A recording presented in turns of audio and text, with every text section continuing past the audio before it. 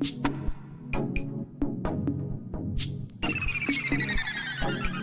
has arrived. Hey, Maurice and Odie gonna take over like Zach and Cody. Black and Snerdy is the best podcast. Gonna boom like Wile E. Coyote. Gonna meet magic, they move like they hairy. Ain't talking about mental health, no, it's not scary. You know that she coming up with the astrology. Mo got a comic and that's the best policy.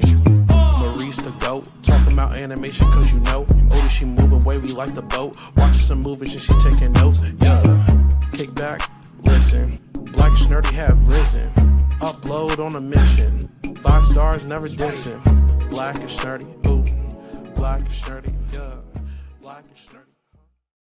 Hello and welcome to another episode of the Black and Snerdy podcast, the only podcast where two sexy black nerds get together to shoot the shit. I am Mo, aka Kid Licorish. And I'm Odie. And together we are the aforementioned Snerds here on episode 163 of the Black and Snerdy podcast. How are you doing this week? Pretty good. You know, it is weekend. I have a day off tomorrow. And as the reason why I have a day off tomorrow is Indigenous Peoples Day. Oh, okay. Yeah. I was wondering. So it's official. Yeah, it's Indigenous Peoples Day. It's also Italian American Heritage Day, which is fine. We can have Italian American Heritage Day. There's nothing wrong with having that. But I want to give everyone a reminder that it is always and forever fuck Christopher Columbus.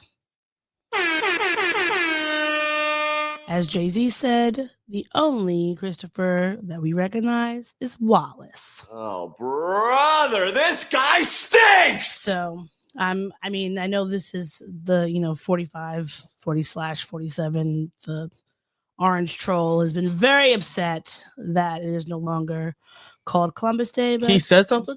he always says something about it. He's been trying to force them to return it back to Columbus Day, the same way he's trying to force what are the charge? Is it the Washington Chargers now?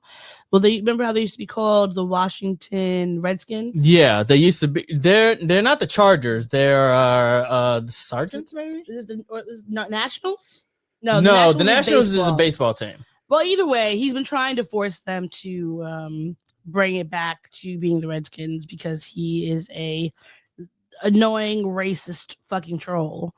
But thankfully they haven't. They're the Commanders. The Commanders, which is honestly a much better name, to be honest. And it wasn't like they were doing anything great with the Redskins name. So they probably could have got a better name. I mean, the they could have also got because they don't command shit. They don't. But it's like wishful thinking. It's like, we hope that people are going to do something better, but they don't. But shout out to all the Indigenous people and those of Indigenous heritage. We celebrate you, we salute you, and we are grateful that you're still here. So. Folks, where's the lie? All right. So are you ready to jump into our RIP corner? Sure. I thought maybe you were gonna ask me how I'm doing. Oh, I'm sorry. It's okay. No. How are you doing? I'm fine. I mean, okay, I know how you're doing, but I would like to know how you're doing. Sure. I'm alive. You are alive. That is. Feels so good to be alive. I'm not dead, so that's good. I'm okay for the most part. Yeah, I'm okay. It's been a trying week. It's been a rough last few days. Yeah. But I am shake it off. Wait, I got them mixed up. Shake it off. I think I was mixing up that Shake It Off with Mariah Carey Shake It Off. You wanna shake it off. You love it the same, and you keep on playing games. You know it ain't the same. You gotta shake it off. Which is a much better song, as I might add. Yeah, I think it's more catchy. It is more catchy and just better. Like the lyrics are better, as people have been speaking about recently with Taylor's new album. Her lyrics suck. They're not good. Oh, that's what people were saying about her album? Yeah, because there's a lot of dog whistles in there. People have been just kind of like... Is she talking about her jeans too?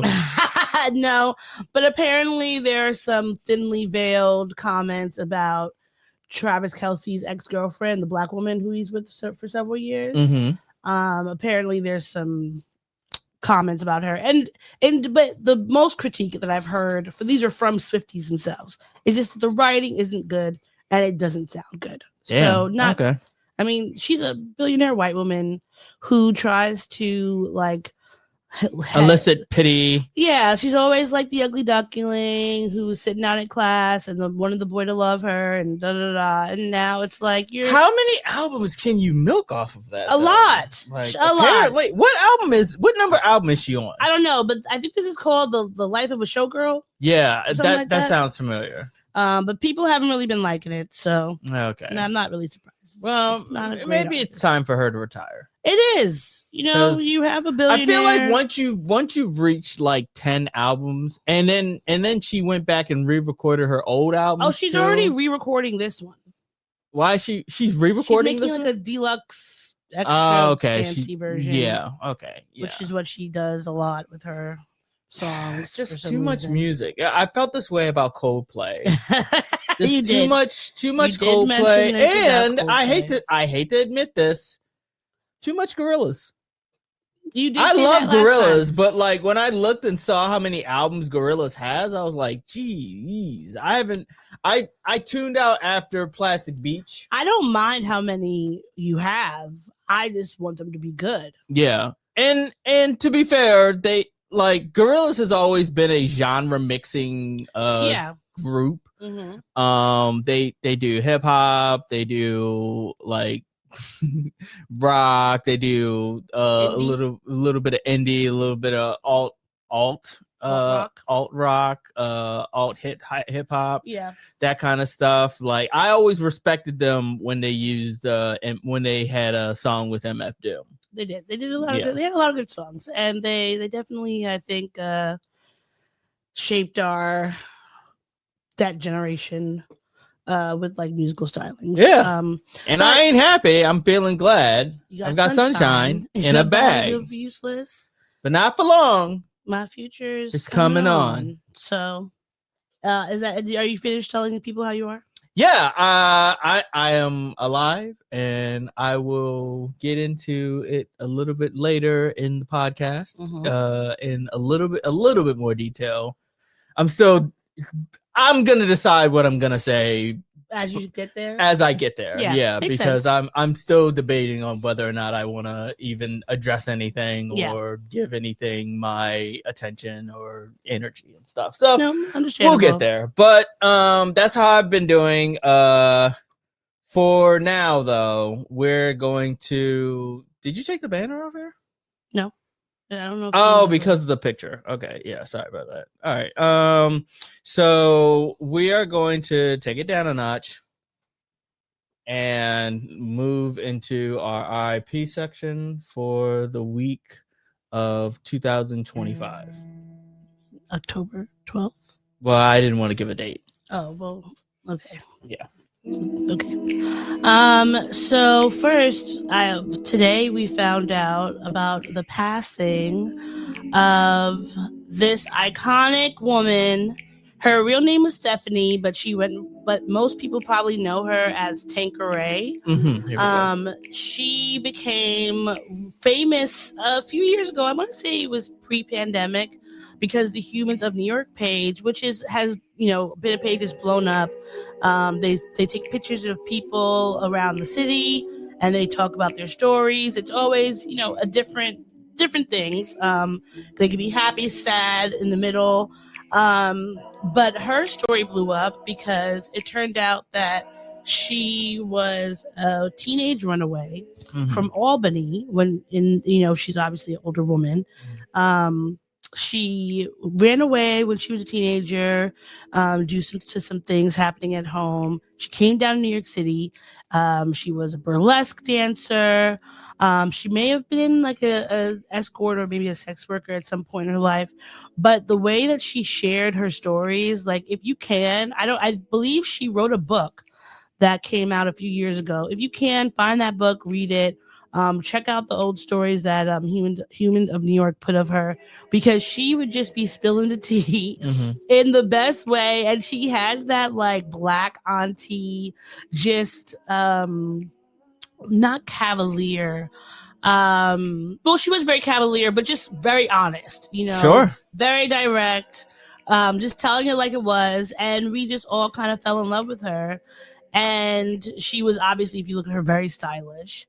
But she apparently past weekend, she'd suffered a massive stroke and passed away.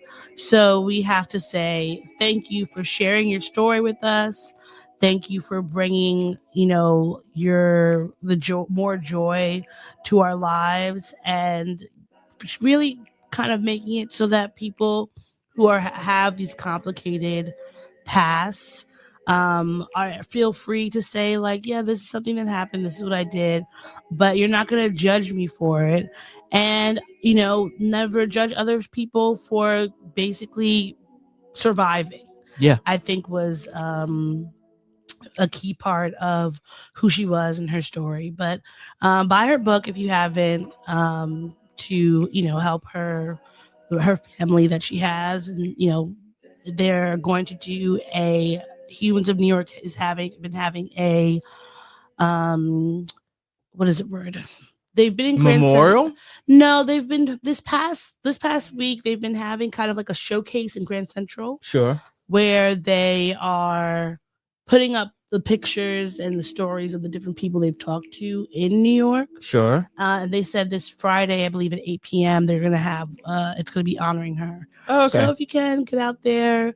Check it out. Commemorate her life with people who, knew her from online, but there will probably also be people who knew her there in person. And, just there are people who pass away where it's like, if you feel it right in your gut, even if you never knew them.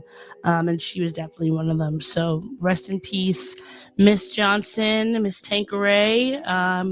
Thank you for sharing your story with us. And another person who passed away this weekend that has been honestly, everyone has just been reeling. But the iconic Diane Keaton, she passed away at 79 years old. There's not been any confirmation of what caused her passing just yet. But there were the medical services were called to her house this past weekend, and it was announced that she passed away. And everyone from, celebrities like Bette Midler, Francis Ford Coppola, like everyone has just been talking about the kind of amazing actress she was in person.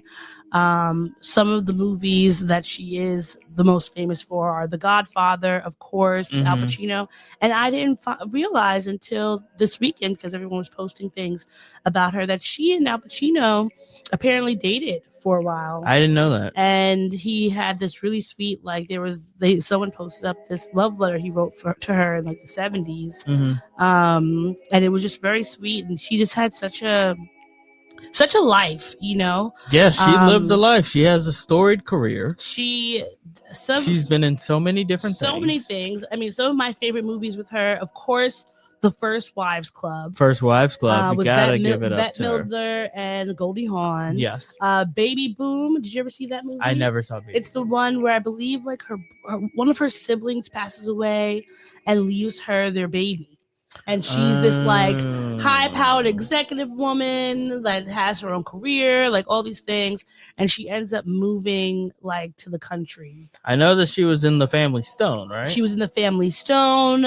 She was in one of my other favorite franchises, Father of the Bride with Steve Martin. She was in Father of the Bride. She was the mother.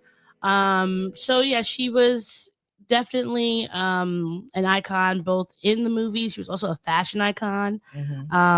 She was the person who like really did menswear well. Mm-hmm. Because you rarely, I feel like, saw her as time went on. You rarely saw her in a skirt or a dress. Yeah. Or if it was very menswear tailored. Sure. And she famously always said like she never wanted to be married, like she never wanted to be a wife. Good for her. She just was focusing on her career and things like that. Yeah. And she just didn't see being a wife as something that was like necessary for her. It's just like I said last week. Rich women should love their money, and They should not marry. Mm-hmm. You know, just in case, because you don't want to end up like Quinta. Yeah.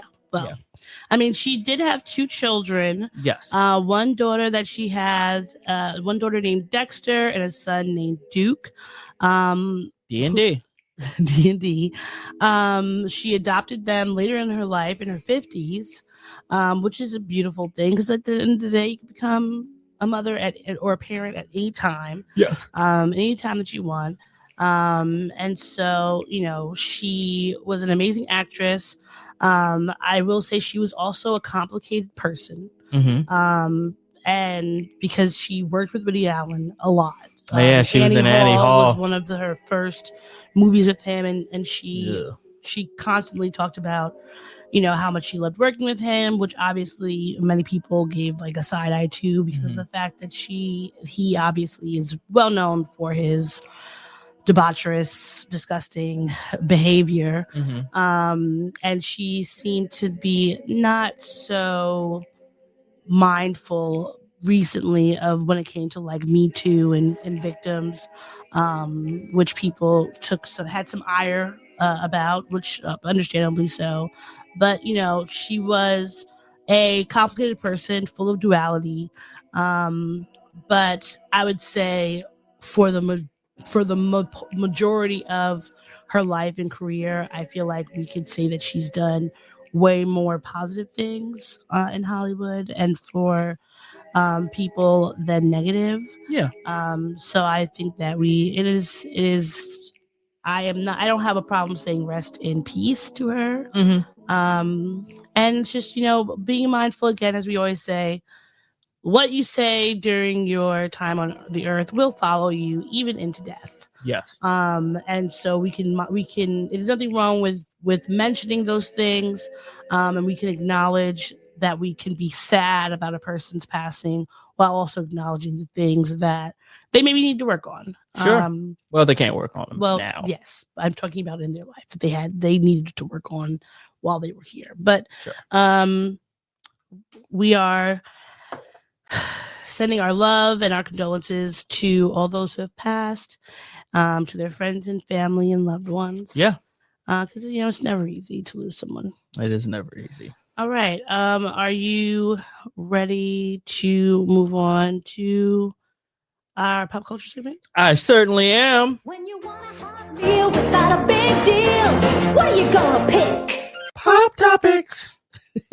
Okay. Where are we starting? All right. So we have some updates for you.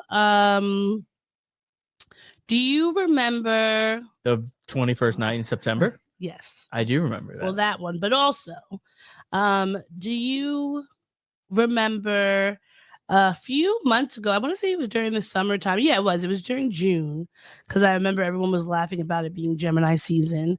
When in Louisiana, several inmates escaped from a prison. Yes, I do remember that. And so, they escaped in May. Yeah. And so all of the prisoners had been caught except for one man, Derek Groves. Yeah. He had been eluding capture all this time. But apparently he was turned in by his alleged girlfriend. Ooh. And so you have to be careful who you trust, man. The story is very interesting because she probably won that reward, right? Well, the reward was $20,000. which is that's not nothing. That's nothing. not that's rent money right there. I mean, that's a few months, especially in Atlanta. You know, if you've been living there for a while, in Atlanta. Oh, never mind. If it's in Atlanta, then that's probably like 3 months. 3 or 4, but she probably has been living in Atlanta for some time.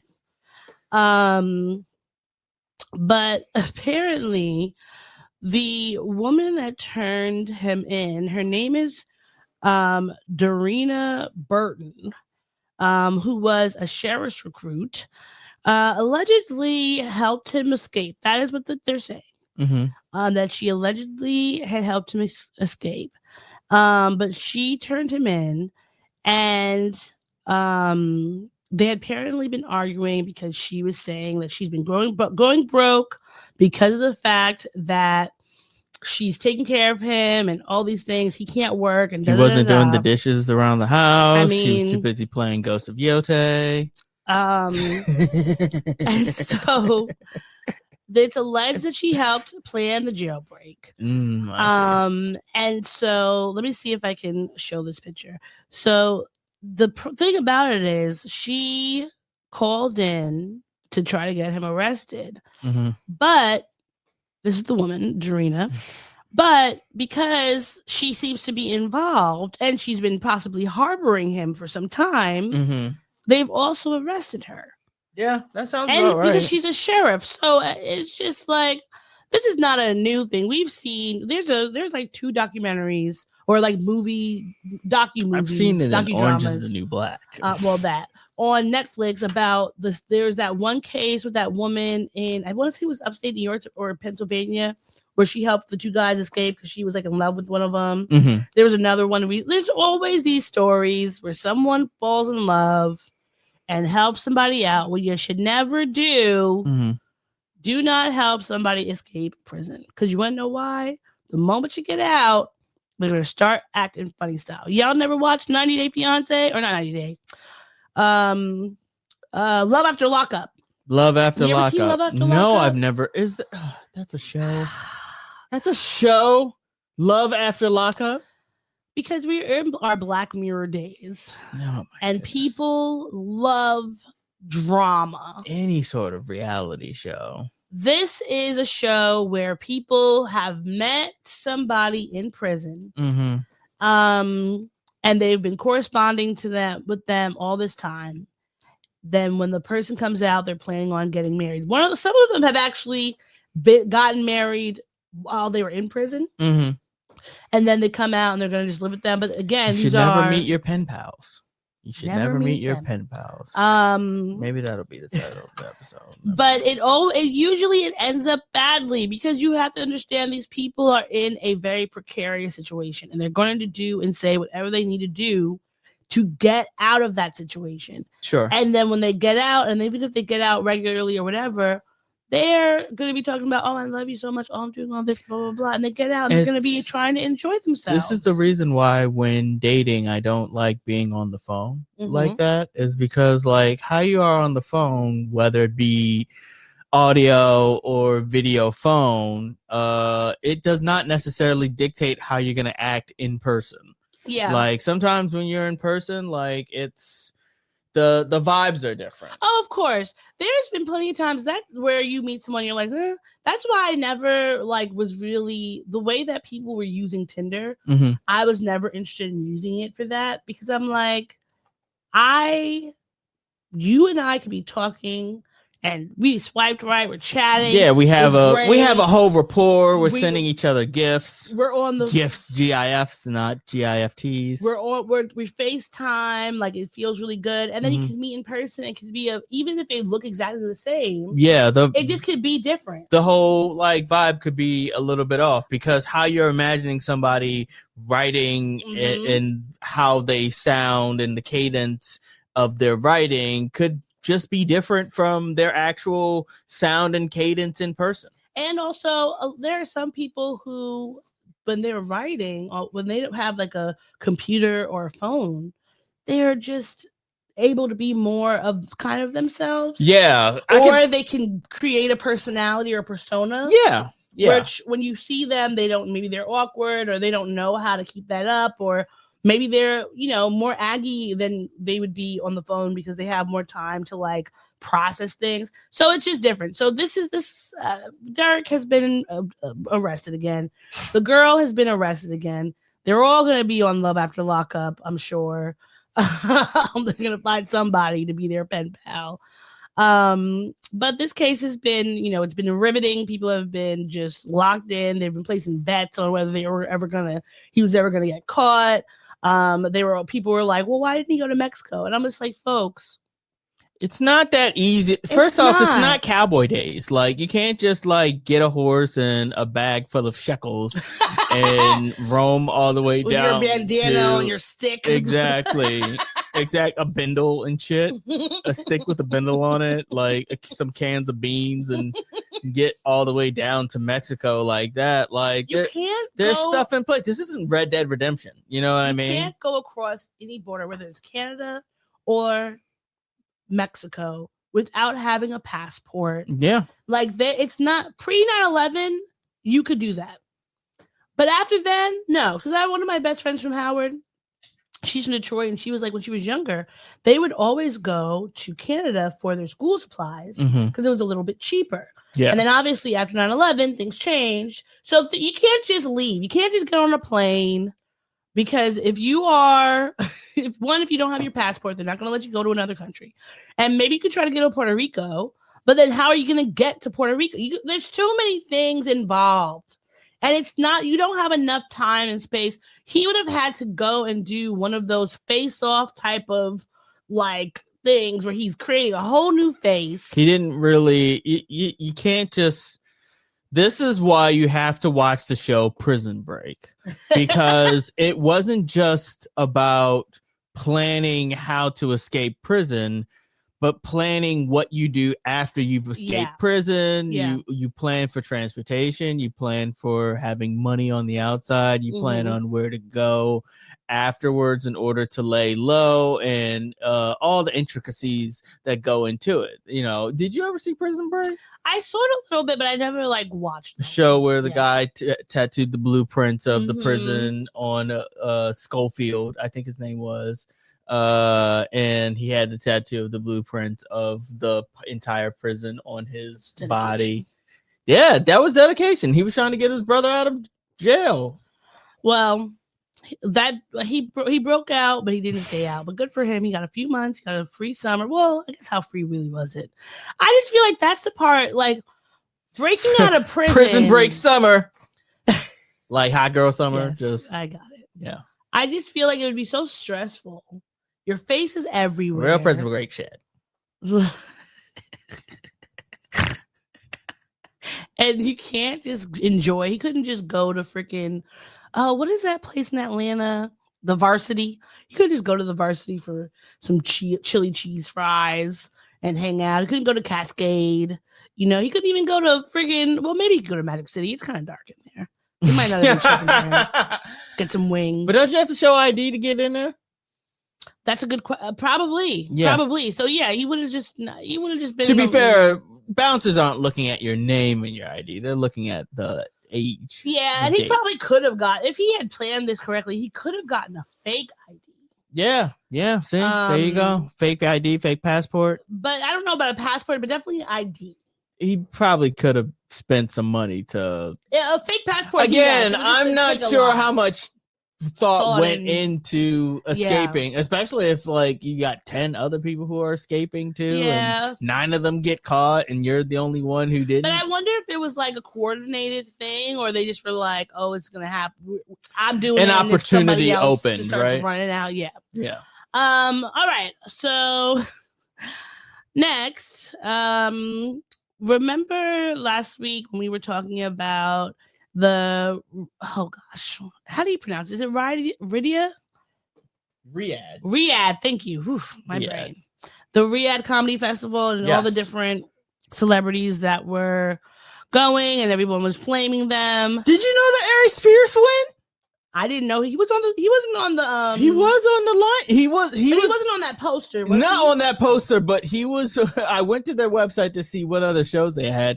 Ari Spears got the call to go to fucking That's RIAA. not surprising. That is surprising to me. Of all the comedians out there, They needed somebody with no scruples. you got Ari Spears. But several of the people who I just don't put him up there as far as like he's not the comedians you would but like. you know, pick comedians who have I think they picked a mixture of comedians who are talented, like an Aziz Ansari, a Kevin Hart, a Bill Burr, and then they CK. picked others who literally nobody could care about. Not to say that Ari Spears, obviously from Mad TV time, I always thought he was funny and talented. But since then, he has been a fucking menace. Yes. With a variety of things, not just the weird video with him and the kids from with what's her name, Tiffany Haddish. Yeah. Not just that, but like just comments he's made. He's always fucking trolling people and being an asshole. So like that has just kind of cooled me on anything that he was doing. But I do think that he is generally talented. He does do really good impressions. Yeah.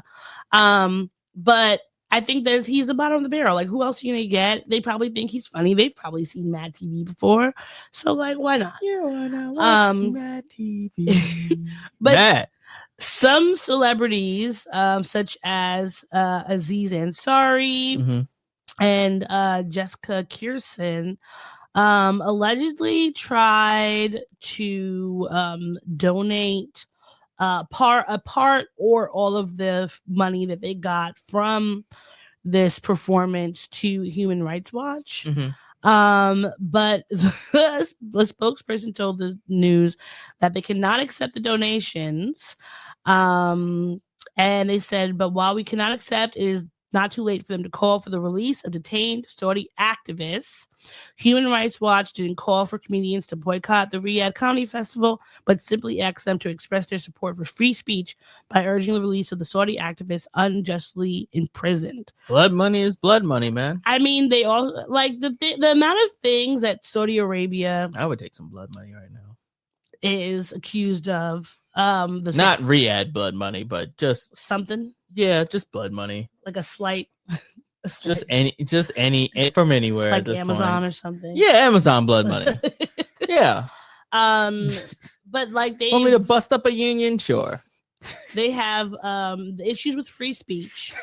They have issues with like different forms of slave labor and extremely racist and xenophobic that practices. Kingdom killed that journalist. Yes, his name was Khashoggi. Jamal Khashoggi in 2018. Sure. Where we saw them attacking him outside of the embassy, and then he ends up murdered. Yeah. So it's kind of like you going and this is the thing. Some of them, like Aziz Ansari, said he planned to donate part of the fee to causes that support free press and human rights. Yeah, he was never going to donate the entire thing. So how much? Just started getting back into the good graces of American but society. Then you do this. So what? I mean, come on. I'm glad you're not like having blurred lines anymore, but this is not a better way to go. You know, like this is just it feels very disingenuous because I remember last week we mentioned the amount. I think it was between like maybe 100,000 and like $1 million or something like that per person. So it's like if let's say he got 700,000, how much are you keeping? You keeping 50 and donating the rest? Are you only keeping the amount that you need for like your mortgage payment this month? And then giving the rest away? Like, break down the numbers for me, please. That made me think of sorry, when you just said that, it made me think of when black nerds do cocaine. What? Where is that from? Blerd Lines. Okay. Lines. I'll write that down. So where do you want to go now? We have one more update. This one's really kind of shocking and sad. It's about Kyron Lacey. We talked about this in April. Kyron was he played at LSU. Yes. He played football. He was everyone was looking for him to be in the draft. He was, a great football player. And a few months prior to him passing away in April, a self-inflicted, I believe it was a self-inflicted gunshot. Mm-hmm. He had been charged for a car crash that happened in December 2024, where a older man had passed away. Yes. And so, right before the grand jury was set to meet, he unfortunately unalived himself. Yes. And so this has been his family, his teammates, the school. They've all been, mourning him, obviously. But something that came out this past week, which is just kind of adding salt to the wound, is that the district attorney for Louisiana has found that Louisiana State Police probe into the incident had several inconsistencies and disputed the police characterization of what he did. So his family, his lawyers, they had all been talking about, they didn't believe that he had intentionally or was negligent in any way. But obviously he had been arrested, he had been being investigated, all these things were going on. And this was just a lot for him. And like when you talk about people's mental health, in a situation where not only someone may have passed away due to something you may have done, but then being investigated and vilified by the police and all these other people, that can really definitely take a toll on you. Yeah. And so I hope that his family definitely sues the police department for wrongful death and injuries to their family, because this is just like how negligent of them to not just like, yes, you're investigating it, but to make it seem like, oh, he definitely did this. Yeah. So we'll stay updating on this case. But it's really sad, and it's just another reason why the police, like, unfortunately, we cannot abolish them because people won't allow us to do that. But really, you have so much power in what you say, like, regardless of what people think. When the police say something, people will believe them. Yeah. And there needs to be more oversight when it comes to police and police activity. And especially a situation like this young man is no longer with us because someone pointed the finger at him. Like, not to say that their cars were involved in this, were involved in an accident, but it could just be an accident. These things happen all the time. Yeah. So, we'll be on the lookout for more information about this, but it's just really sad. And I hope that his family is able to get peace and justice, regardless of what's going on, that they are just able to rest and, just be able to clear his name. Yeah. So. Yeah. Agreed. All right. Moving on. So this is kind of sad. But Rite Aid is apparently going to be closing all their remaining stores after 63 years in business. That's unfortunate. Where am I gonna get my after, what's it called? I don't know. What is it called? What is it called when it's not Plan B. There it is. Where am I gonna get my Plan B from? Because you need it. Yeah. You need lots of it. You gotta be able to, do the act and pop a pill. Explode, then pop a pill. Yeah. Well, I think there's CVS. There's Dwayne Reed. There's Walgreens. But they don't have the ambiance of Rite Aid. You know what I mean? Well, there's something about being able to get the Plan B right next to the photo center area of Rite Aid. So Rite Aid used to be one of America's biggest pharmacy chains. Sure. But they filed bankruptcy in May for the second time in less than 2 years. Which is kind of not surprising to me because there's a Rite Aid not far from where we are. Yeah. Or well, there used to be.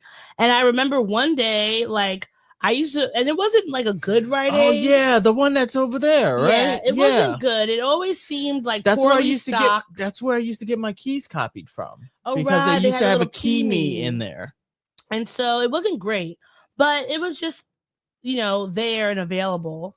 But now it's gone, and I have that. There was that Rite Aid that was right by my old apartment. They used to be 24 hours during the pandemic, but during the pandemic, they cut it down to just being like regular average hours. Regular store hours. And I don't think they never kind of rebounded from that. That also was not a great Rite Aid, but it just was open 24 hours. You can always go. There's no such thing as a great which is Rite why Aid. they have filed for bankruptcy twice in a year. But I mean, I wonder if they're closing their stores, but I wonder if they're going to consolidate. Because remember did you used to have Genevieve's? No, I never knew what that was. What is so in New York we had? Is that just like a Rite Aid? I guess Rite Aid, Duane Reade, Walgreens. I think Genevieve's is bought out by Duane Reade or Walgreens. So we went from having. I mean, this is when we talk about monopolies. I can't stress it enough how much our world has become monopolized in the last decade or so. Monopoly. Monopoly. I'm owning all the things. But it used to be like we had CVS, we had Genevieve's, we had Walgreens, we had Duane Reade, we had Rite Aid. I'm was sure Cowdoors a pharmacy? Cowdoors was not a pharmacy, but that was more of like a store. It was like a TJ like Maxx, Kmart. like a Kmart, Okay. Something like a Target type of thing. Sure. That's where we actually used to go for school shopping. Yeah. All the time before it closed. But now it's just everything's closing. I'm wondering if Rite Aid's going to be bought out by somebody else. Who knows? Closing time. Closing all the Rite Aids just so we can have some more Duane Reads. But bye Rite Aid. You were the right aid for the right time. Yeah. And now it's time to say goodbye. You know what? I think if it would have had a jingle of some kind, then maybe it would have had more staying power. Do any of them have jingles? No, not to my knowledge. So. Like or like catchphrases. The only jingles and catchphrases that I can remember is the Reisterstown Road Plaza. That's a Baltimore thing. What is it? Reisterstown Road Plaza. The Ricefield Town. Reisterstown Road Plaza. Reisterstown Road. What? Reisterstown. It's a Baltimore thing. Don't worry about it. It's fine. I'm curious. I've never heard of it before. I was trying to find out if there are any jingles for pharmacies, but I'm not coming up with anything. At least not something specific that would make it say like, oh, this is something I would remember. Either way, Rite Aid is closing, so you'll have to go somewhere else. And hopefully they're not closing such a way where it's like, because we have like so many different, we have CVS, we have Duane Reade, we have Rite Aid, and they're kind of all central. But some places, they only have like one pharmacy in their kind of neighborhood. So hopefully if it's leaving, it's getting picked up by something else and not like an Amazon Health or some bullshit like that. Are you looking for? Are you kidding me? That's not true. There was it was called the Reisterstown Road Plaza. There has to be somewhere on YouTube where I can find this. No, there can't be. I don't trust the AI overview of Google. No, you should not. It says there is no well-known, publicly documented jingle specifically for Reisterstown Road Plaza. Are you kidding me? Never trust here's a commercial for Reisterstown Road Plaza from the 90s. That must be what it is. Let's see. I wonder if I play it. Do you want me to play the thing? I can't just hear play the audio. Well, I can't hear it. Oh no, you can't play the audio. Actually, I would have to play the audio. Send me that thing. So, here we go. Shopping right down the road. Okay, no one has ever wanted to see their home from space. Okay, here we go. Let's. This is a news report. This. At one point, No, that's fine. well, you gave it to us. Thank you. Rice's Town Road Plaza. Oh my goodness! I know there was a jingle called it. It used to, you know what it was? It was a they used to play it on the radio.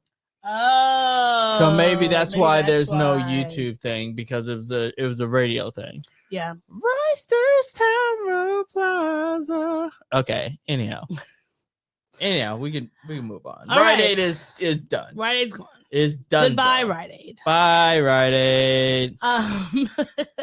All right, so let's move into some entertainment news. Mm-hmm. So last week I think we talked about the Teenage Mutant Ninja Turtles. Well, it's currently Comic-Con, right? New York Comic-Con, yes, I think. It is currently New York Comic-Con. I wonder if my cousin went. She had tickets. Mm. She said she was gonna go like 1 or 2 days, but she didn't know about the third because it was always like by the third day she's like tired. Yeah, of course. There's a lot. You can only cosplay, but so much. It's a lot of people. Yeah. It's all the way to the Jacob Javits Center, which I hate going to. Oh, that's a climb. That's a climb of a place to go. Why don't they have a subway that goes directly to Jacob Javits? I mean, the closest is 7. And that's goes the to worst Hudson. one. It goes but to you still Hudson have another Yards. like 10-15 minute walk. Yeah, you do have a walk from all there. the way downhill to go. No, it's too much. Yeah, it's too much. Yeah. But they have a first look, another failing of the MTA. among many. So this is another first look picture for Teenage Mutant Ninja Turtles Chrome Alone 2 Lost in New Jersey. It's saying it's a short film. Is it not going to be a theatrical? A theatrical release? Yeah. Because there's going to be a Teenage Mutant Ninja Turtle 2. So maybe they're doing okay. So the Teenage Mutant Ninja Turtles Chrome Alone 2 is going to be a short film. And then there's going to be the other movie that's coming. So I guess this is going to just be one of those. I don't know why snippets. I don't get what the pun is for Chrome Alone 2. Well, like Home where? Alone 2. No, I know it's play off of Home Alone 2, but where's the Chrome part? They're turtles. Well, it says when a mysterious toy company exploits the turtles' newfound fame, the brothers follow the clues to New Jersey, where they stumble upon a shocking discovery. Okay. Where's the Chrome? I mean, I guess the Chrome part will be in the short film. Yeah. But right now, your pun has been made wanting. Has been left wanting. Well, Kent Saki said, I grew up loving both Home Alone and the Ninja Turtles, and this product became a way to smash those influences together. Sure. The turtles are constantly in survival mode, but here survival means figuring out the Jersey Turnpike, which fucking is the worst. Well, he didn't say I would like to see part. because like we watched, when was the last time we watched Mutant Mayhem? Was it in the theaters the last time that we watched it? Because we went to see it in the Alamo. No, I feel like we watched it here. Did we? Because I've seen it. We've seen it more than once. Have we? I believe so. We didn't watch it twice in the theater. No, we didn't see it twice in the theater. Bacon and cheese, bacon and cheese, bacon and cheese.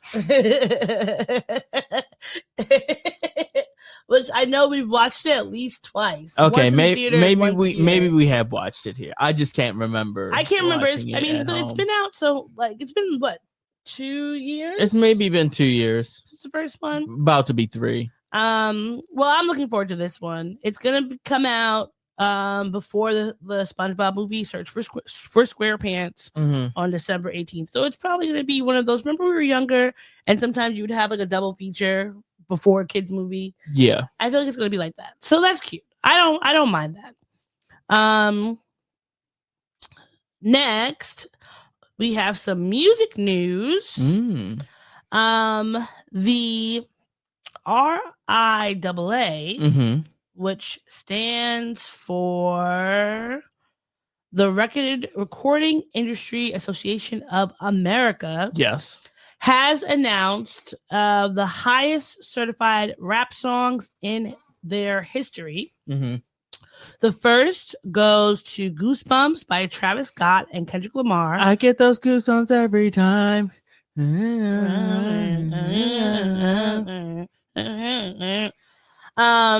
is 17 times platinum. Sicko Mode by Travis Scott and Drake, and God's Plan by Drake, both 16 times platinum. And No Role Models by J. Cole. Okay, so all of the big three, I guess technically big four rappers are represented in this. Ain't no big three, it's just big me. And I think that the best thing about this to me is the fact that Drake is number 2 Drake in both is regards. number 2. Because now Travis Scott, like, I like the Goosebumps song. I don't I have to listen to the whole thing because I'm trying to think of what Kendrick Lamar's verse is on it. But the fact that he has like the third verse, I think, at Okay. the very like the at the end of it. close to the end of it, yeah. But the fact that Kendrick Lamar has beat out Drake on another, like a featured song again, it's just funny to me. Because this week the courts decided that Drake's lawsuit against UMG is out of here. Say Drake. And somebody said I saw a tweet that said Drake lost the battle the black way and the white way, Yes. which I thought was funny. Yes, he has. Yes, he I thought that has. was very funny. So, in the, let me pull it up here. Meg the Bob, or what do they call her? It's either they call her Meg the Bob or Meg the Reporter. She is always following these cases, and she shared with us the court document. Sure. So in it says, hold on, I'm trying to get to the point that I thought. Okay. At the end of it says, because the court concludes that the allegedly defamatory statements and Not Like Us are non-actionable opinions, the motion to dismiss is granted. Yes. Which is true. Drake put out a diss. Kendrick responded to said diss. Then they went back and forth. Well, Kendrick put out the diss first, and then yes. it was Kendrick who threw the first kind of shot. But did Kendrick when Kendrick said it ain't no, well, technically, well, okay, yes. Yeah, it was what like was the song that Drake had with J. Cole? We can't even remember the name. I do remember it was. I know the song. I can't remember the name. Is it Aubrey or me? Single shooter? Single shooter? No. Drake, first person shooter. First person shooter. Yeah. Okay, so because in that J. Cole said, "Is it the big three? Drake, Aubrey, or Kendrick, or me?" And then Kendrick says, "There ain't no big three. It's just big me." And then that's when Drake came back upset, I'm clutching his pearls, and came out. Now, what was the first one that Drake dropped? I don't remember. It was okay. So it went like that. It went first person shooter, then like that, then. I want to say Family Matters and the Tupac freestyle. All right, hold on. I got the Drake and Kendrick songs in order. So let's see. It all started with First Person Shooter. Yeah, then like that. Then Family Matters, right? Then Drake put out Push Up and Tailor Made Freestyle. Yes.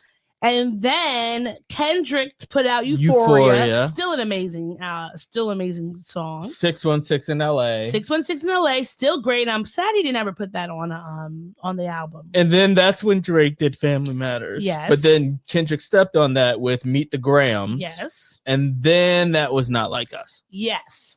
And then The Heart Part 6 from Drake, which honestly, which was the Give Up song. I Give Up.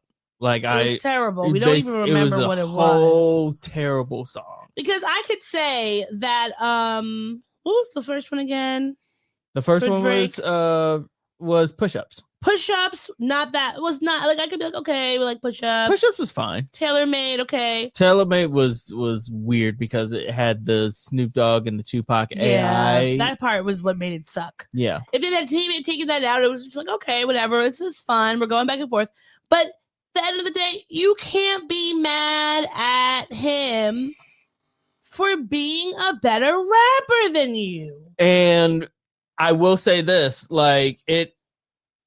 I'm glad this case got dismissed because one of the big things within the realm of hip hop, specifically with hip hop, not any other genre, is the courts using people's music to indict them or to using people's music in the court of law as evidence. Yeah. You know what I mean? Which is shitty because this is not anything new. 2 Live Crew had this happening to them. Yeah. NWA had this happening to them. We've King Von and all these various rappers throughout the time immemorial have had this happen. And it's something where when people are like, this is why we say to Drake, you're not like us. It does not have to do with you being a from black Canada. Biracial person. It doesn't have to do with you being from Canada. It has to do, doesn't even have to do with you being an actor turned rapper. Yeah. And being Wheelchair Jimmy. That is not even what it's about. No, it doesn't. It is the fact that you are a fucking cornball. Yes. Because you lost and had everybody laughing at you and repeating A minor on every big stage. A minor. From the Grammys to the fucking Super Bowl. And we're not talking about someone who shovels coal. You got so pissed off and butthurt about this that you are charging a lawsuit against your own label. And now it's been dismissed. So.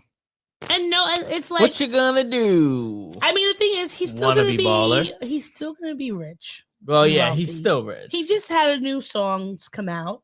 What's that one that keeps coming up on the Spotify? On the girls on the yeah, with little C. Yeah, Central C. Central C. Yeah, Little C. Terrible. With Central C, and it's just like he's talking about your body is tea or whatever. I don't know. It's just dumb. It's a dumb song. It's a dumb song. I hate that he can't stop. What Did I Miss is also a dumb song. Yeah. You can't stop using everybody else's accents. Now that song, was it Nokia? Girls? Who's my phone? That song's not bad. That one's catchy. It's catchy. It's catchy. This is the thing. What did Kendrick say? I love it when you making us dance. Yeah, what was the specific line? Okay. I love Drake with the melodies. I don't like Drake when he's angry or something. I don't like Drake when he act tough. Yeah. All right? Keep giving us the melodies.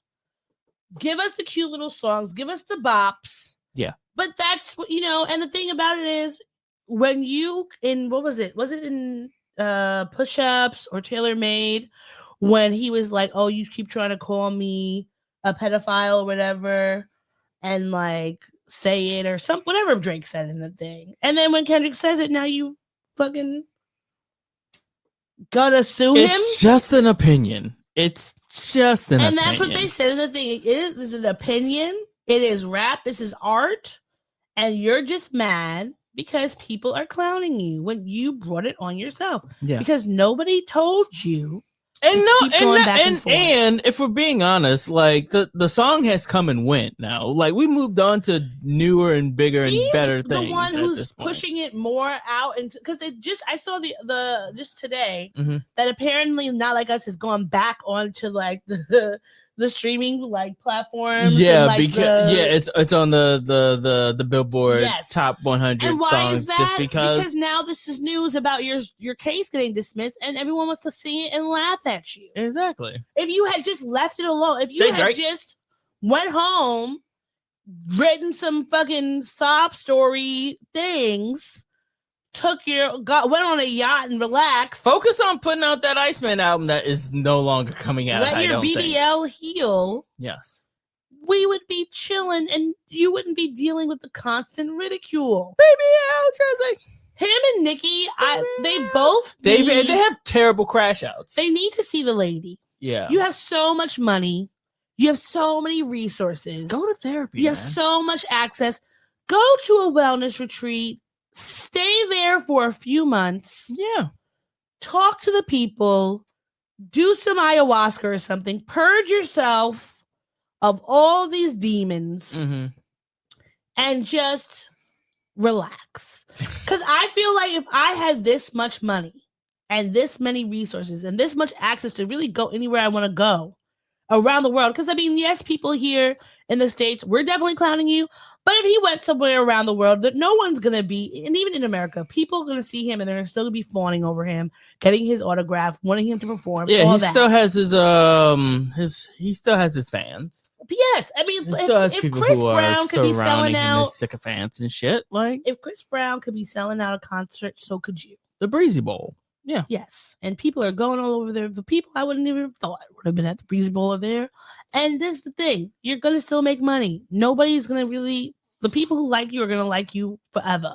Because there's still people who are trying to... I saw some tweet where somebody was trying to blame the Biden and the Democrats for Drake losing the beef. It was dumb. But like, you have so much money. Do you know what I would do if I had even 20% of your money? Fucking nothing. I'd be relaxing on a beach somewhere, jumping into the pool. I'd be eating steak all day. I'd be having a steak, getting a massage. Having seafood all day. A lot of my rich fantasies revolve around very good food. Yeah, same. Yeah. I want give me a lovely porterhouse.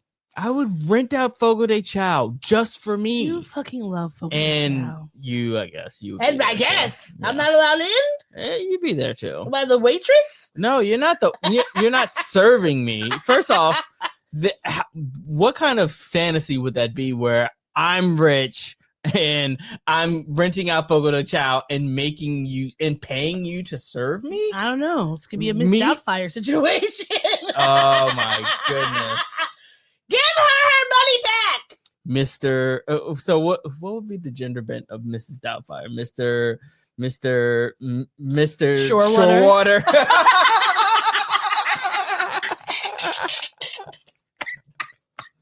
Okay. All right. That's the name of the episode. Mr.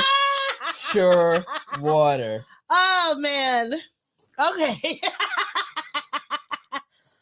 We just got finished watching Mrs. Doubtfire. Yeah, it was very good. But I have thoughts. She has thoughts. All right. I have some thoughts too, but not as strong as hers.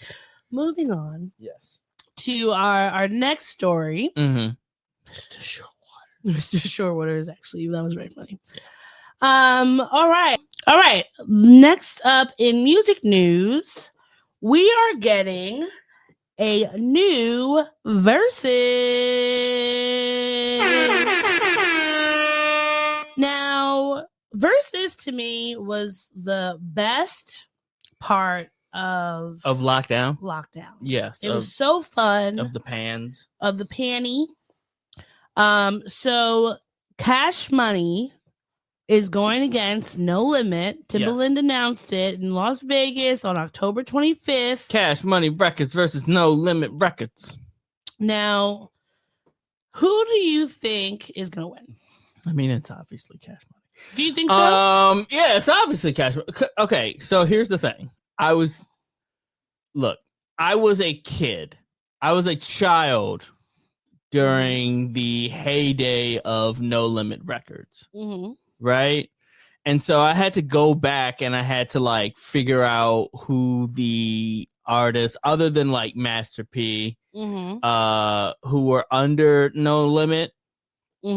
So Shaka, Mystical, which I didn't know Mystical was a part of No Limit. Before, and apparently that was before the Shake That Ass era. Watch yourself. I knew C Murder. Mia X. Yeah. And that's all that I knew, like, for the most part. Mystical, Super Shaka, Mia X, C Murder, True, Soulja Slim. Snoop Dogg was on there for a little bit. Snoop Dogg was on there for a little bit, Death Row. yes. Yeah, after Death Row. But, like, he's not really known for his No Limit era. Like, Death Row and, I guess, Independent, but, like, by and large, like, could you name a Snoop Dogg song from No Limit era? I couldn't. I can't. Maybe Where My Dog's At, Snoop Dogg? Hold on. Well, I'm looking to see I'm just pulling up what the songs are for each of them. Now I'm trying to think of when for the thing about like Lil Wayne, obviously, so Cash Money has Birdman, Lil Wayne, Juvenile, BG, Manny Fresh, well then Drake, Nicki Minaj, and Tyga. Well, they don't count. They don't count because they're Young Money. Oh, right, because that's the subsidiary of them. Yeah, so it would have to be Cash Money proper. With the original Cash Money. Manny Fresh, Birdman, Lil Wayne, Juvie, BG, Lil Wayne, the Hot Boys. You know what I mean? Yeah. Hot boy.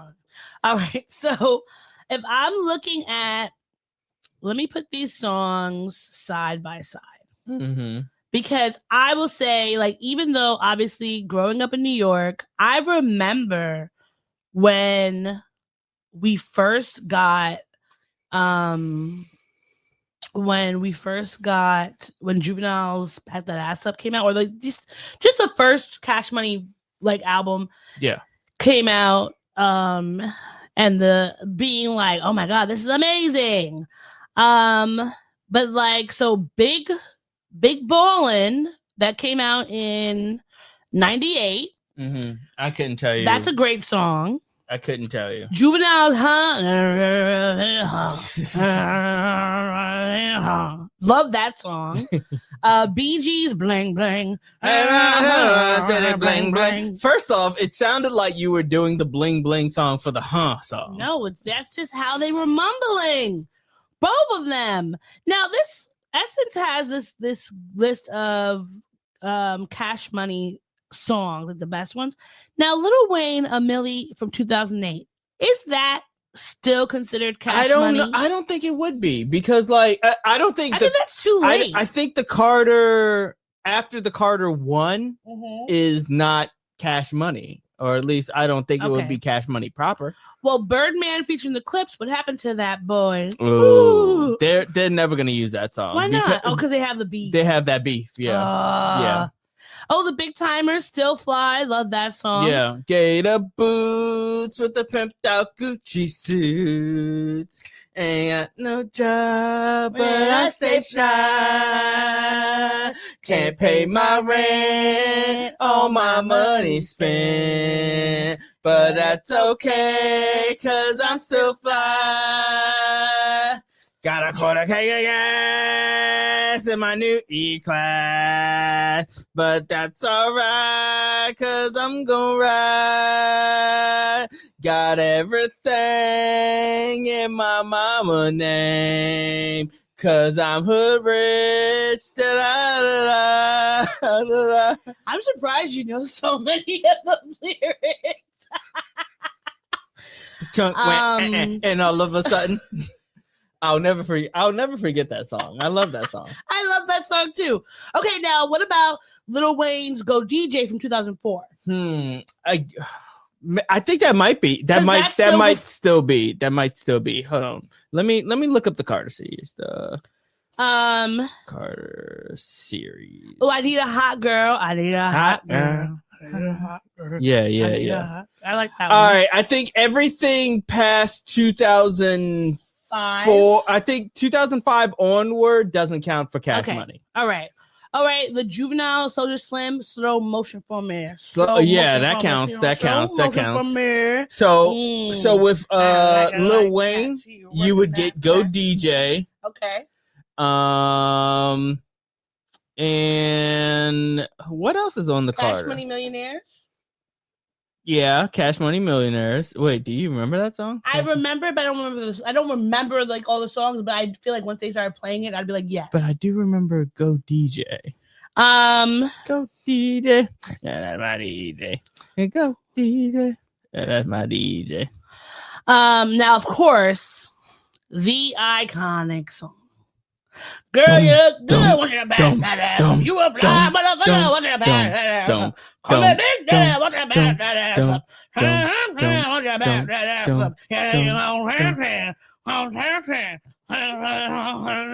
bad? All right. Sorry, I had to text my sister. That song, honestly, I was listening to something and they were saying if they can't count Mystical past a certain point, then what would go up against Back That Ass Up? Probably. Wait, but why couldn't they use Mystical up to a certain point? Because he left no limit. Or his grape allegations. He left No Limit. When did he leave No Limit? He wasn't a part of No Limit during like the danger like that during that era. He wasn't. He was in No Limit way early on. So if they can count it, then it would go up against maybe Shake That Ass. Let me look at the Cash Money songs that I know. Chopper Style with Master P. Chopper Style, chop, chop, chop, chop. Oh man, I'm hungry. That just made me hungry. The chopping. Yeah. Chop cheese. Oh, I love a chop cheese. Wobble wobble. Ooh, shake it. Oh, wobble. Ooh, break it. I do like that song. Yeah. Damn, I'm trying to think. Okay, I like the Mia X, I'll Take Your Man, but I don't know if that could be. I don't know if that's going against Back That Ass Up. I don't know. I'm looking through Cash Money records. No, you're looking through No Limit records, right? Yeah, sorry. I'm looking through No Limit records, the songs. Mm-hmm. Well, not a lot of them are sticking out, are you? Oh, Lay Low! Now that's a good one. You better lay low. You better lay low. But I don't. Oh yeah, obviously Down for my next is.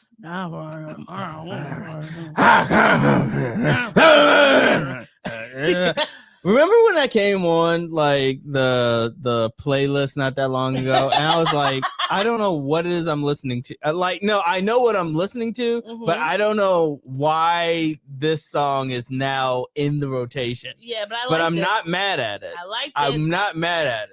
Now I think for for No Limit, Make Them Say is their best one. But my question is, wouldn't they have to include some of Romeo's songs? Romeo was way too young for No, he was a part of No Limit. But he was so young. You don't No Limit Romeo song? You don't think they can put you don't think they're gonna play? But can you remember a Romeo song? Romeo, oh Romeo, to make a thing go right. Oh yeah. Yeah. I'm trying to look at Romeo. No Limit. And what about Bounce? Oh no, sorry, that's Bow Wow. Yeah, that's Bow Wow. Yeah, sorry, that's Bow Wow. Romeo discography. So Lil Romeo's songs. Do they have the titles of the songs? Get out of here. Singles. Here we go. Singles. My Baby was the first one. I know that was one I liked. I don't remember how it goes. Where They At, Little Star, The Girl, Two Way. I liked that one. Maybe I'm gonna see if I can play My Baby. Well, No, because can't. I'm thinking of the Bow Wow one. I don't even think that when I'm hearing it that I'm hearing Romeo. I don't know. I think that. Oh yeah, that's my baby. Oh. Okay. They're not gonna play. Yeah, you're right. He's too young. I don't think they're playing any Lil Romeo. You're right. Yeah, that parents just don't understand with 3LW and Nick Cannon. Okay, fair enough. So we already know that No Limit is losing. Yeah, they're gonna lose. They're gonna lose. You can't play Mystical. So. Oh no, they're gonna play Mystical if they can. The only not the yes, they can play him, but not past a certain point. Yeah, not past a certain point. They're gonna play Back That Ass Up. If they could, the connector to Back That Ass Up for Mystical would be shake that ass. Yes, and watch yourself. Shake that ass. Show me what you're working with. Those are the head-to-head songs. But I don't think. But because I don't think that was a part of No Limit, they can't play because otherwise, if they could just play any artist that used to be a part of No Limit song, no matter what, then that just opens up like all of Death Row for Snoop Dogg. Like you're just gonna put with some Tupac and drop it like it's hot, drop it like it's hot, drop it like Snoop Dogg was never a part of No Limit during that era. So like yeah. And I just think that. So here's the thing: if you're talking about people who are from, because Master P is from New Orleans, right? Yeah. So both groups are from New Orleans. Mm-hmm.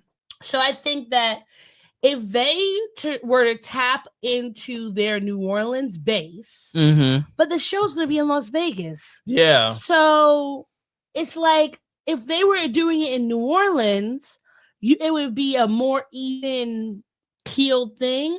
Because they would play songs that were going crazy in New Orleans, the same way there are songs that Jay-Z and Nas have done or whatever that go crazy in New York, or like the Lox. They go crazy in New York. You go to other cities, and those people may not have heard those songs, not the way that we did, or the way that I did. Right. So I think that it's like it's kind of weird that it's in Las Vegas. It would be better. Is it at this? Oh, it's going to be at Complex Con. Yeah, it's a part of Complex Con. Okay, so I think that if it was going to be in New Orleans... cons, but that's another story any of itself. If it was in New Orleans, I think it would be better because they could of course it would be better if it was in New Orleans. How many people at this Complex Con are going to be from New Orleans? Complex is it's a musical thing, so but I still feel like they'll have its fans and stuff. I just don't think that like it won't pop off. It won't pop off as much as if it was in New Orleans. Yeah, I would appreciate it more in New Orleans. The same way when they had the Lox against Dipset, it was in New York, and we had people going crazy about it. But it's still gonna be good. I hope that they put it up on the thing. Yeah, me too. Because that was like I'll sit there and watch it the way that I did, all the rest of the stuff. Yeah, I'll bootleg the shit out of it. I'll bootleg the shit.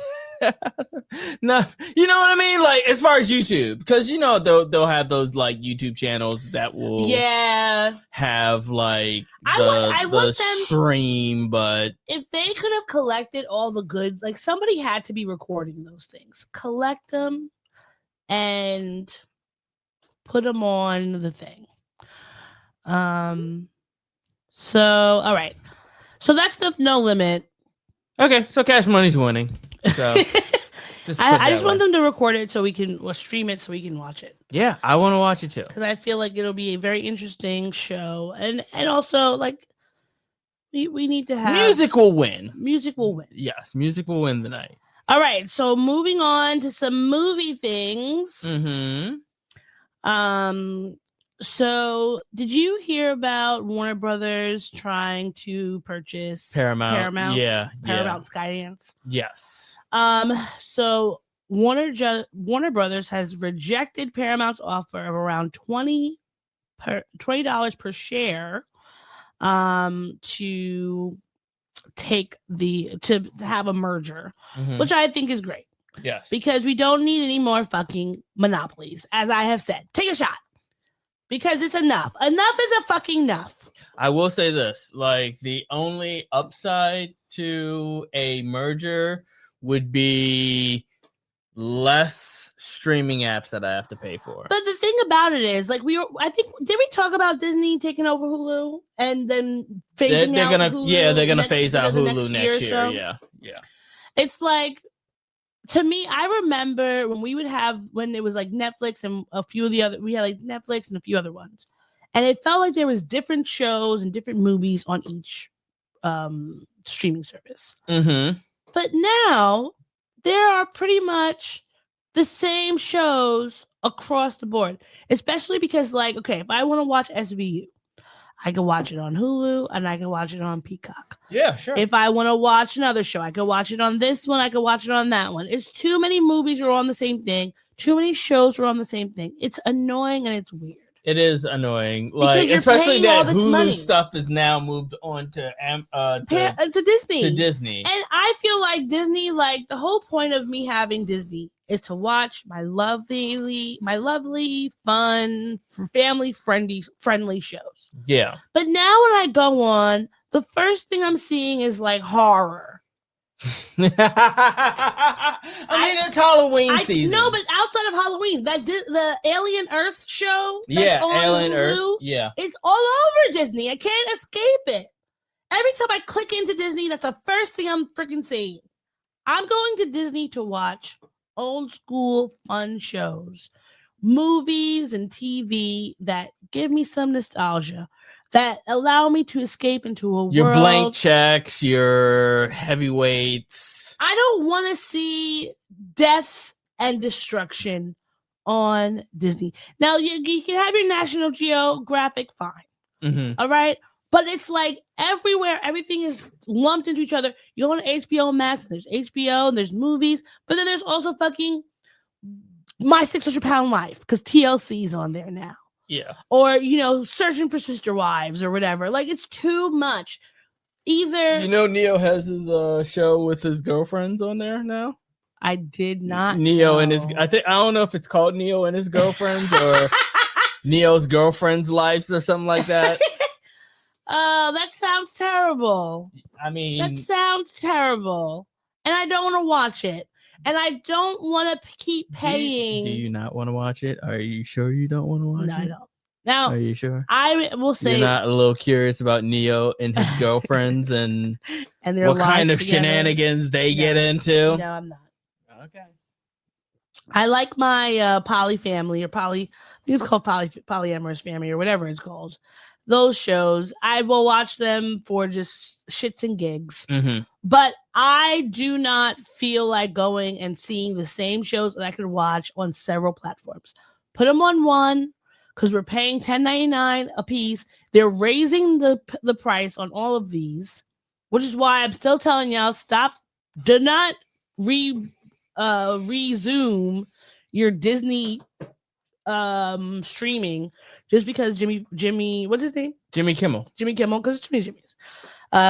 There's so many. Just because there's Jimmy Kimmel's back on, because they're raising the price. That's it. That's really the only reason I feel like they're adding, or they got him back on there, because they want to get people back on before they raise it up to like $20 a month or some bullshit. Yeah, we just gotta start pirating again.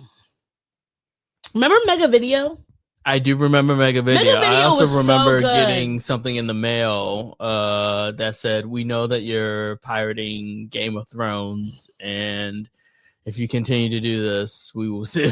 Like a live wire suit. Yeah, I was like, oh. I remember when people started getting sued about LimeWire. Which is crazy because it was during a time when I was sharing my Xfinity account with my dad. So I was like, nobody was streaming, nobody was downloading that. They're just telling everybody, be careful. Yeah, tread carefully. All right. Tread lightly. All right, moving on to some more entertainment news. Netflix show Supacell is currently back in production. So did not know, Supercell, and this is, I guess this is kind of a spoiler. So if you haven't watched it, maybe fast forward to this little section. But it's basically. Hold on, give me a minute. Are you gonna give a warning? Yes. Warning. There we go. So, Supacell is based in London. These Black people who are living in London, who all have the sickle cell trait within them, whether they have sickle cell or not, they have the trait, and they are getting superpowers because they are now. It's Supacell, which I thought was such an ingenious thing, because we know, like, most people who have the sickle cell trait are Black. It's most often or not. It's going to be within the Black community. It's something that for a long Racist time, ass disease. Exactly. For a long time, there was no real help for it. What's his name? Was it Prodigy from Mobb Deep? From Mobb Deep who had it? Yeah. And he's talked about how it was something that was such a strain on his life. And really the reason he got into rap was because he was throughout his childhood, it was so painful that he used rap as a way of like dealing with it. And I know many people who have sickle cell, who've had issues with it throughout their childhood and even into adulthood. It's a very serious illness.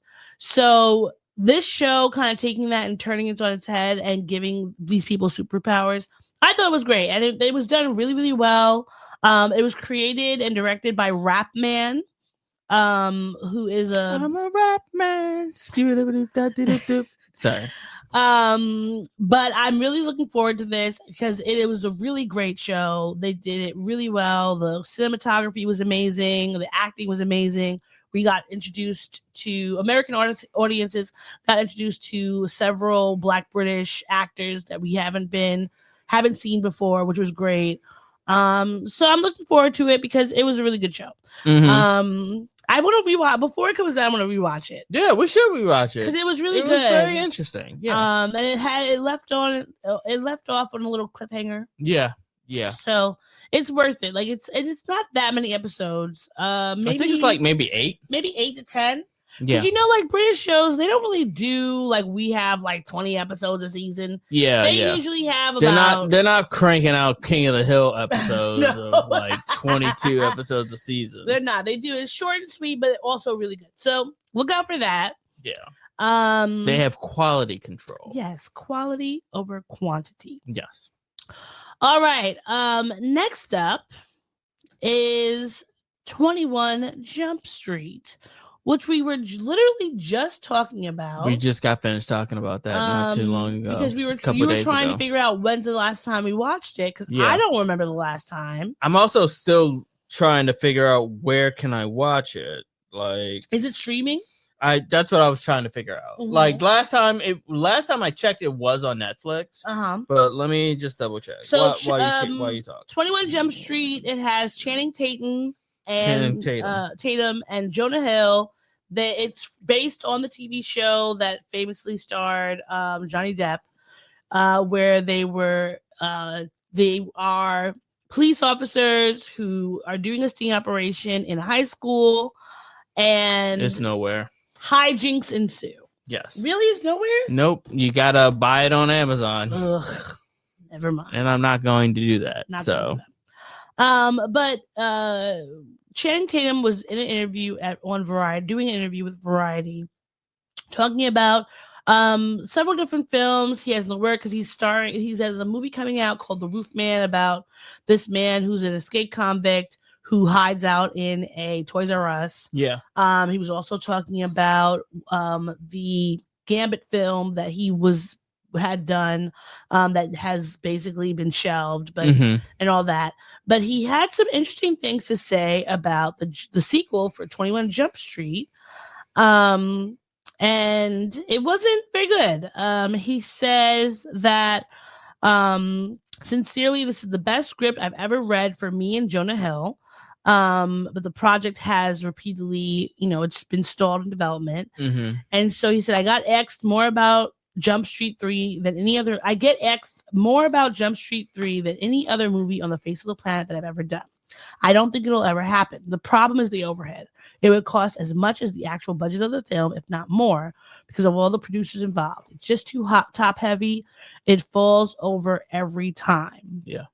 And so he said that one of the reasons is that the producer, Neil H. Moritz's price for a producer fee is huge.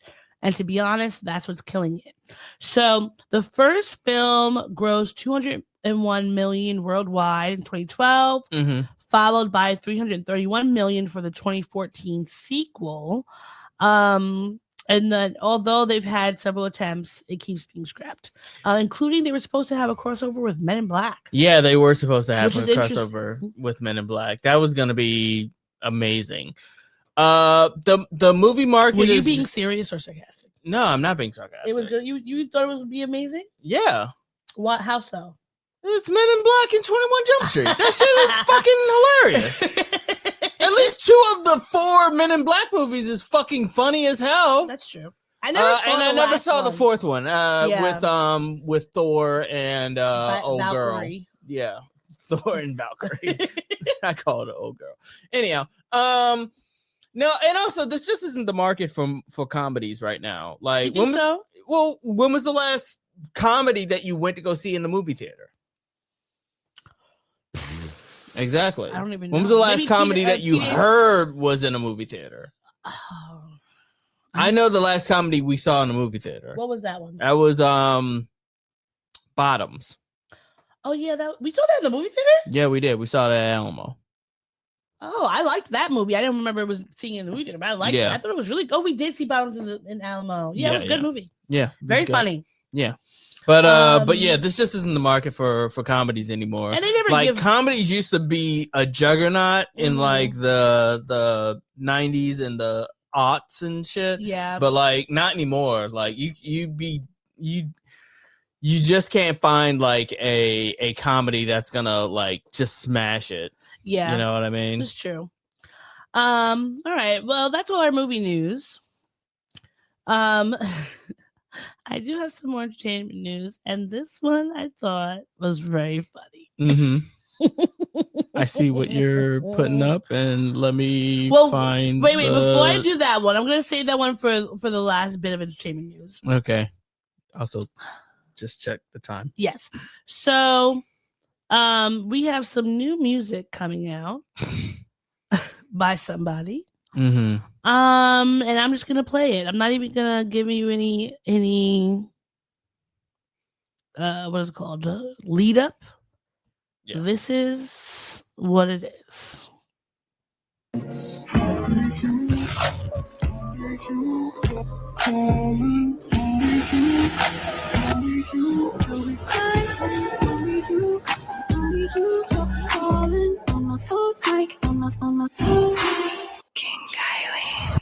No, I'm gonna just say no off the rip. 100%. No, thank you. I'm good. You can keep that.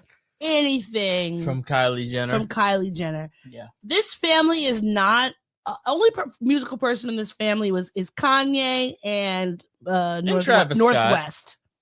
And Travis. But Northwest is probably the most musically inclined person at this point. And I just feel like someone said this is a recession indicator. Because why? Yeah, why would this be? Even the teaser, it just looks like it's a promo for your cosmetics company. It doesn't seem like it's actually like good music. It's not quality. And I'm not interested into it. Now, who knows? Maybe she could actually sing. I've never heard her sing. I have never heard her do anything. With AI, anybody can sing. Of course. With AI and auto-tune matching, and I'm sure they could hire the best type of producers. Yeah, no, thank you. I'm good on this one. Please just leave it alone. We don't need any more stress in Trump's America. All right. Now for the funny things. For the very, very funny things. Did you know that Rick Ross was seeing somebody? I did not know that. Well, he was dating a American supermodel named Jasmine Kendrick. Keyword is was. Past tense. And apparently, he has broken up with her. This is a very alleged. Allegedly, he has broken up with her because she refused to kiss him on camera in public. Yeah. Now, let's watch this video together and see what is going on. Okay. Number one, she doesn't kiss him. She goes in for a hug. She goes in for a hug. And she's still like... He goes in for a kiss and she backs away. Like, you're so crazy. Here's number 2. Let's go. All she needs is a boss. Jealous And niggas here who got she me. looks Watch like me she's down my watching lace. water. Bitches be jogging, tell by the She's look on gorgeous. their face. She is Eight very bitches beautiful. rocking a lot She's of a very gold in my beautiful bracelet. 7 woman. figures on watches. I told my But mama I made boy, it. oh boy. Let me look up actually how old she is. I wonder if he spit in her face accidentally one time when he was going, huh. Huh, huh, huh, huh. So, Think I'm big meat, huh? Larry Hoover. oh, she's 38 years old. She looks real young. She looks young for She's 38. gorgeous She's and looks older than great. me. Wow. Fuck, that's crazy. And Rick Ross is 49. Okay. Not a bad age gap. They're both adults. But it's just like Rick Ross, first of all. Now, this could be one of the things of there are plenty of people who are not interested in PDA. Yeah, sure. But specifically, they don't want to be on PDA when they know they're on a camera. Yeah. So I feel like there could be that, and also maybe it's just like she's dating you because Or if that she's trying to get that Wingstop money. exactly. But also it's like, you know, she doesn't.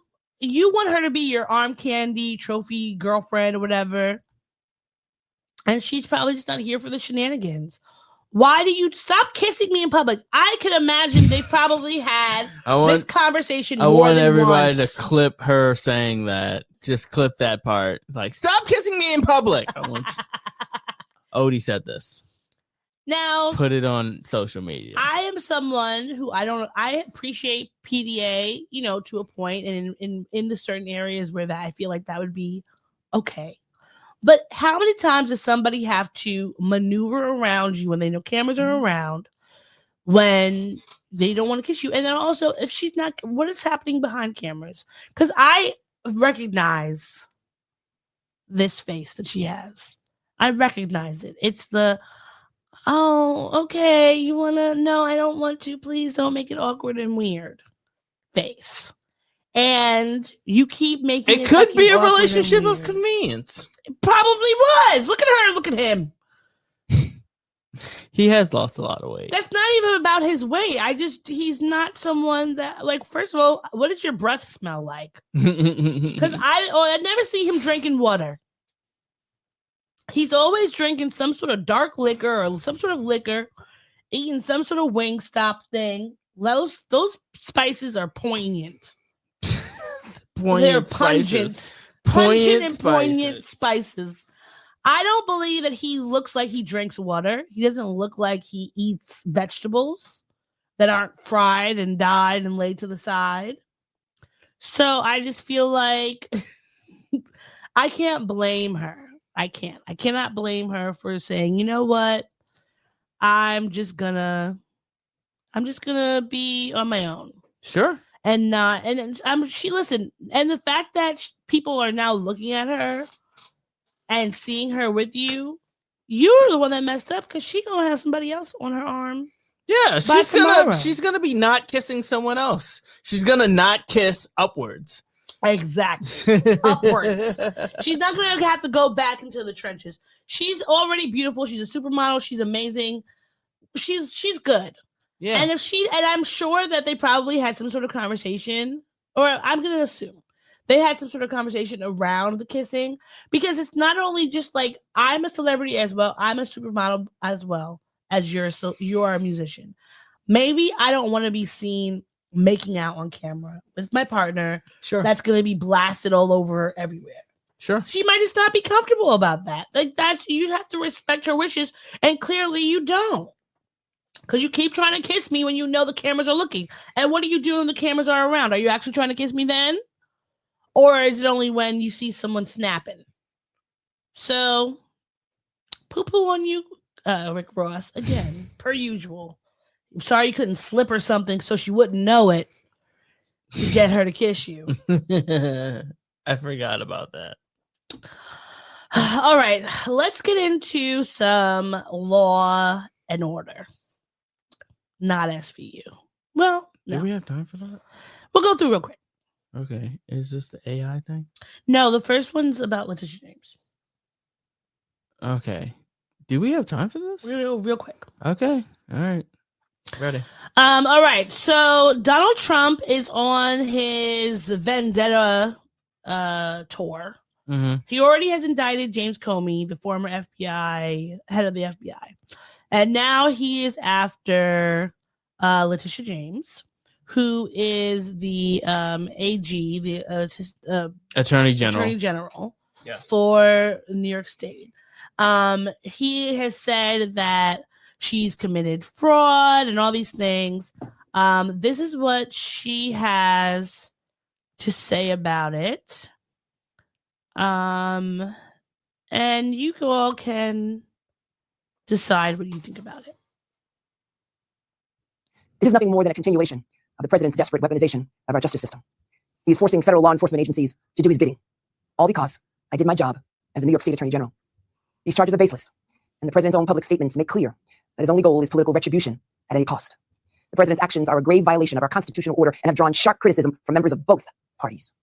His decision to fire a United States attorney who refused to bring charges against me and replace them with someone who is blindly loyal not to the law, but to the president, is antithetical to the bedrock principles of our country. This is the time for leaders on both sides of the aisle to speak out against this blatant perversion of our system of justice. I stand strongly behind my office's litigation against the Trump Organization. We conducted a 2-year investigation based on the facts and evidence, not politics. Judges have upheld the trial court's finding that Donald Trump, his company, and his 2 sons are liable for fraud. I'm a proud woman of faith, and I know that faith and fear cannot share the same space. And so today I'm not fearful, I'm fearless. And as my faith teaches me, no weapon formed against me shall prosper. We will fight these baseless charges aggressively, and my office will continue to fiercely protect New Yorkers and their rights. And I will continue to do my job. So, if you don't remember, Letitia James spearheaded the investigation into Trump and his organization into all the fraudulent things they were doing. So now Donald Trump is trying to get his back. He's trying to get his lick back on her. So she's been charged with 1 count of bank fraud and 1 count of making false statements to a financial institution. And this is mostly surrounding the fact that she had purchased a house in Virginia that her grandniece was living in. They're trying to say she committed fraud. It's this whole stupid thing. And just basically to get back at her for indicting him and his organization for their perilous ways. Sure. But she's a Howard Bison and she knows her shit, and I'm sure that she will get out of this. Plenty of people have been rooting for her. Zoran Mamdani said in a statement, "No one should be surprised that Donald Trump is employing fascist tactics, prosecuting his opponents, weaponizing the federal government, and attacking the very fabric of our democracy. And Trump should not be surprised when millions of Americans stand up to his authoritarianism and his greed." Kathy Hochul, the New York governor, also. Hochul. What did I say? Hochul. Oh, what is it? Hochul. It's Hochul. Hochul. Oh, Kathy Hochul. And the New York City Comptroller Brad Lander also condemned the indictment. So, hopefully things work well. And I want all of the liberals who were jumping out of their beds and canceling things for Jimmy Kimmel to also be standing behind Letitia James. Yeah. Keep that same energy. Yes. Next up. No, we don't have We're time. canceling that? Yeah, okay. we don't have time. Are we doing any of these other ones? I don't think so. All We right, have we'll 15 minutes. We'll talk about those later then. Yeah, sure. All right, so let's go to the things that made us mad and the things that made us happy. Bring it! What? So, All right. what's making you mad? Oh, what's making me mad this week is neglectful parents are making me mad. So here's the thing. I think that everyone who has children, who is around children in any kind of shape or form, I want you to remember that neglect is not just starving a child or, not giving them proper clothes and housing and things like that. It's also not teaching them accountability. Sure. And I think that is something that's very important because you can love your child so much, but you can't love them without also having boundaries and also having sometimes uncomfortable, frustrating conversations and or situations with them. Yeah. Sure. And this is something I've just been seeing so much with the students that I'm with. Like, they are, they're clothed well, they're bathed for the most part, they look good and all that, but there's plenty of parents who are neglecting in various different ways, and I just really need people to lock in on making sure that you are raising children who are going to become adults who are able to live in this world and not constantly feel like they have an excuse to get out of everything, because that's just not going to work for them, especially for Black and brown children. Yeah, sure. We don't live in a space where you could be a Black and brown child and just able to get away with anything and talk your way out of it. That's just not our reality, and it shouldn't be a reality for no one should think like that, but especially our children. So that is what's making me mad. The fact that you have parents who are just passing the buck, because as much as your child is in school for about 8 hours a day, that is not the only time they should be getting discipline and boundaries and being taught respect and professionalism, all those things. Like, that can't be the only time. You also have to do something. You also have to put down the phone and take away the iPad and make them read a book, make them do some homework. Do your part, because that's what it means when it's you need a village. Because it can't be they're only in school for those 8 hours getting all these lessons, and then they go home and it's kind of just like whoop-de-doo.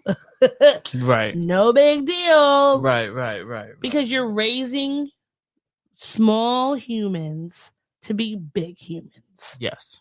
And all of us have to do our part to ensure that these people are ready to go out into the world and face whatever may come and not constantly feel like they are blameless from their own behavior.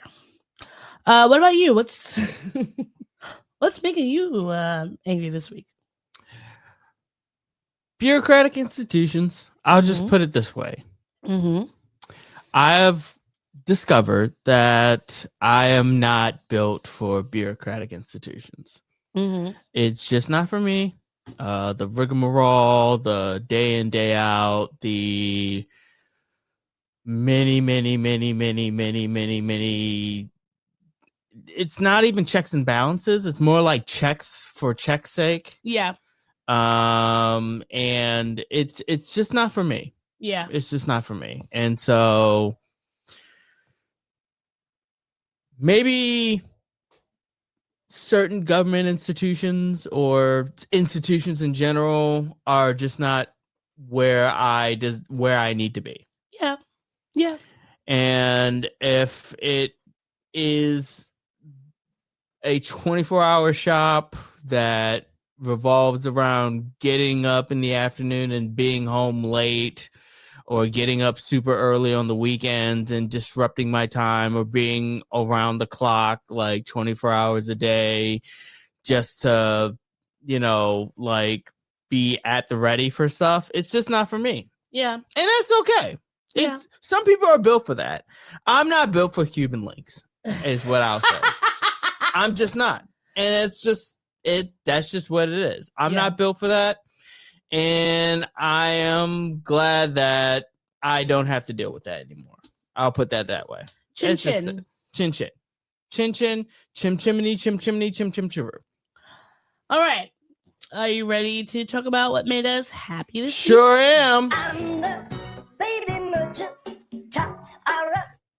What is making you happy? Okay. For me being happy this week, this is the first Sunday that I did not have to get up super early in the morning to do bullshit. I will say one thing that made me mad.